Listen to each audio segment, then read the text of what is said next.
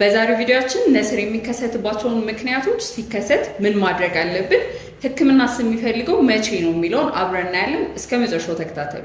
እንዴት ናችሁ? ዶክተር ማሊክ ጌትነት ነኝ፣ የህፃናት ስፔሻሊስት ሐኪም ከማዳን የህፃናት ልዩ ክሊኒክ።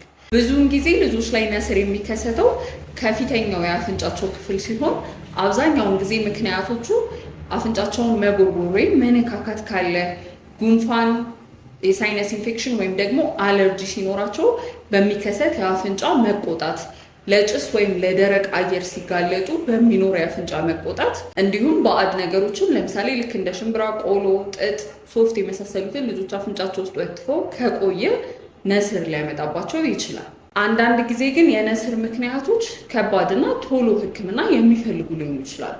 እነዚህንም የምንለይባቸው ከሁለቱም አፍንጫ ነስር የሚነስራቸው ከሆነ አንድ ጊዜ ሲነስራቸው በጣም ብዙና ቶሎ የማይቆም የነስር አይነት ካላቸው፣ ከነስር ጋር አብሮ ሌላ ተያያዥ ምልክቶች ካሉ ማለትም የምግብ ፍላጎት መቀነስ፣ ክብደት መቀነስ፣ ትኩሳት፣ እነዚህ ምልክቶች ካሉ፣ እንዲሁም ደግሞ ከሌላ የሰውነት ክፍል መድማት ካለ ማለትም የድድ መድማት፣ የሰውነት በቀላሉ መበለስ፣ የሽንት ቧንቧ ላይ መድማት ወይም ደግሞ የሽንት መቅላት ካለ፣ ሴቶች ላይ ደግሞ የወር አበባ መብዛት ካለ የነስር ምክንያቱ አሳሳቢ ሊሆን ስለሚችል ቶሎ ወደ ህክምና መሄድ ይኖርብናል። አንድ ህፃን ልጅ ሲነስረው ምን አይነት እርዳታ ማድረግ አለብን? አንደኛ ህፃኑ ቀጥ ብሎ እንዲቀመጥ ማድረግ አለብን። ሁለተኛ ፊቱን ትንሽ ወደፊት ዘንበል ማድረግ ይኖርብናል። አብዛኞቻችን ቀና ነው የምናደርጋቸው፣ እሱ ስህተት ነው።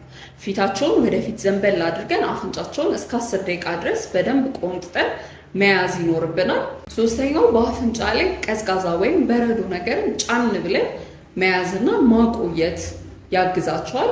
አራተኛው ደግሞ በአፍንጫቸው ውስጥ ንጹህ ጎዝ ካለን ወይም ደግሞ ሶፍትን በደንብ ጥቅጥቅ አድርገን ማቆየት ነስሩ እንዲቆም ሊያደርግልን ይችላል።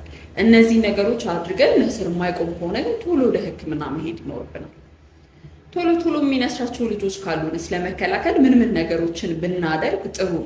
አንደኛ ልጆቻችን አፍንጫ የመጎርጎር ሀቢት ካላቸው እሱን እንዲያቆሙ ማድረግ። ሁለተኛው በአፍንጫቸው ላይ የሳላይን ጠብታዎችን ወይም ቫዝሊን መጠቀም።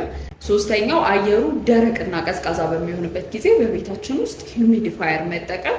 እንዲሁም አራተኛው የአለርጂና የሳይነስ ህመሞች ሲኖሯቸው ቶሎ ወደ ህክምና ማምጣት። ይሄ ቪዲዮ ለብዙዎቻችሁ ጠቃሚ እንደሚሆን ተስፋ አድርጋለሁኝ። ላይክ፣ ሼር፣ ሪፖስት በማድረግ ለብዙ ሰዎች እንዲደርስ ማድረጋችሁን አትርሱ። ጥያቄ፣ ሀሳብ፣ አስተያየት ካላችሁ ኮሜንት ላይ አስቀምጡልን። ዶክተር ማሊክ ጌትነት ነበርኩኝ ከማዳን የህፃናት ልዩ ክሊኒክ።